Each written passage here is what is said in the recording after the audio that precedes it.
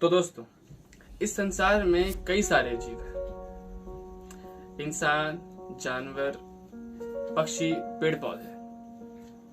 मगर उन सब में एक बड़ी ही कमाल की चीज होती है, जो होता है उनका दिमाग। और इस दिमाग की एक खासियत होती है कि ये खुद के अंदर अपने अतीतों को समेट कर रख सकता है। यानी कि एक इंसान अपने बीते पलों को अपने दिमाग में समेट सकता है, उन्हें याद रख सकता है। उनमें से कुछ पल ऐसे होते हैं जो बीतते समय के साथ साथ दिमाग से निकल से जाते हैं, मगर कुछ ऐसे पल होते हैं जिन्हें ये दिमाग चाह कर भी खुद से निकाल नहीं सकता। यानी कि इंसान उन्हें चाह कर भी नहीं भूल सकता। ऐसे पल अक्सर या तो बहुत दुख के होते हैं या तो बहुत ज्यादा खुशी के। यानी कि उस वक्त या तो हमारे साथ ऐसी बुरी घटना हुई हो, ऐसा हमारा घाटा हो गया हो, ऐसी घटनाएं हुई हो जिसे हम चाह कर भी भूल ना सके, या फिर हमारा कोई ऐसा अच्छा काम हो गया हो जिसके बारे में हमने सालों से तमन्ना की हो, कई दुआएं की हो। कोई ऐसी घटना हुई हो जिसके बारे में हमने सोचा भी ना हो, मगर उस घटना में हमें ऐसी खुशी मिली हो जो जिंदगी भर तक याद रह जाए। और अभी के मौजूदा हालात के बारे में तो आप लोग बिल्कुल वाकिफ हैं कि अभी किस तरह का माहौल चल रहा है। लोग डरे हुए हैं, सहमे हुए हैं। लोगों ने कई बुरी घटनाएं देखी हैं, ऐसे बुरे दिन देखे हैं जिनके बारे में उन्होंने कभी अपने सपने में भी नहीं सोचा।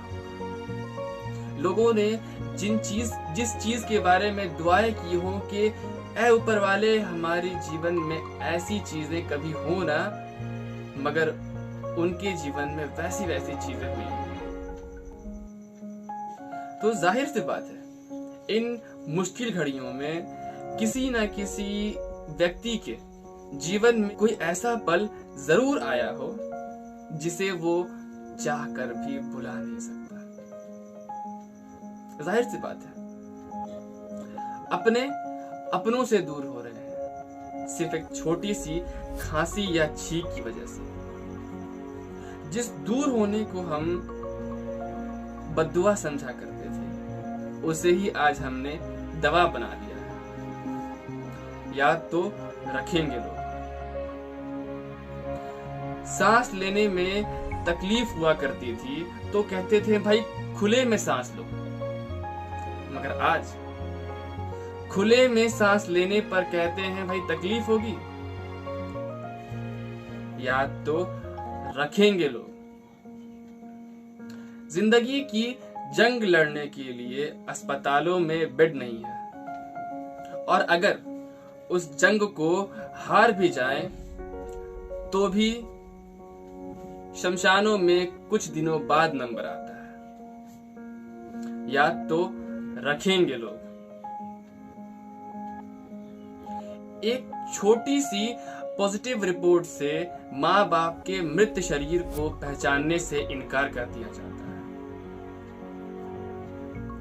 जीते जी तो अपनों का सहारा ना मिला, मरकर भी ऊपर वाले के पास जाने के लिए दूसरों का सहारा लेना पड़ता है। याद तो रखेंगे लोग। इस चलते फिरते देश में ठहर जाने का फरमान हुआ जारी। बेरोजगारी पड़ रही थी गरीबों पर भारी। 2 वक्त की रोटी को तरस रहे थे लोग। अरे कोरोना तो मारती बाद में, मगर इससे ज्यादा खतरनाक थी ये भूख की बीमारी। भूलने की तो बात है नहीं, याद तो रखेंगे लोग। कारखानों में लटके थे ताले, प्रवासी मजदूरों को पड़ रहे थे 2 वक्त के खाने के लाले। एक तरफ सिर्फ 2 वक्त की रोटी का सवाल और दूसरी तरफ मकान मालिक का किराए के लिए बवाल। इस मुश्किल घड़ी में लोगों को याद आ रहे थे अपने घर वाले, मगर अफसोस उनसे मिलने के लिए भी थे साधन के लाले। याद तो रखेंगे पैरों के छालों से निकलते खून और सर पर परिवार से मिलने का जुनून। इस सफर में सभी शामिल थे, क्या बच्चे क्या बूढ़े, क्या पढ़े लिखे क्या अनपढ़, क्या मर्द क्या खातून। इस सफर की कोई जात न थी, न था कोई धर्म। सब अपनी मंजिल पाने को बेताब थे, भूल कर ये सारे भरम। याद तो रखेंगे लोग। घर में खाना नहीं है और लाने के लिए पैसे नहीं है। बच्चे भूख बर्दाश्त कर ले, उनके रूह वैसे नहीं है। भूख मिटाने के लिए अनाज ना मिला तो मौत को ही गले लगा लिया। याद तो रखेंगे लोग। इस मुश्किल घड़ी में भी कुछ लोग गिद्ध बने बैठे हैं। लोगों की परेशानियों पर नजरें गड़ाए बैठे हैं। एम्बुलेंस का किराया अब हवाई जहाज से भी ज्यादा। ऑक्सीजन टैंक खरीदने की हैसियत अब गरीबों की नहीं रही। दवाइयां भी मिले तो जिनमें हो पानी आधा। भूलेंगे कैसे, याद तो रखेंगे लोग।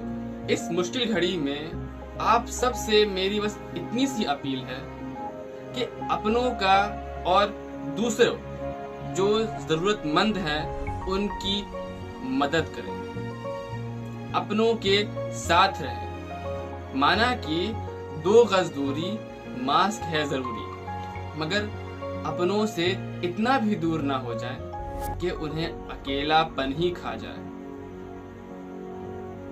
जो जरूरतमंद है उन्हें जरूरत की चीजें पहुंचाएं। अगर आपकी मदद से एक गरीब घर में चूल्हा जल रहा है तो ये इंसानियत की जीत होगी, हम सबकी जीत होगी। अगर हम जरूरत पहुंचाने में सक्षम हैं तो इस चीज को जरूर निभाएं। जय हिंद।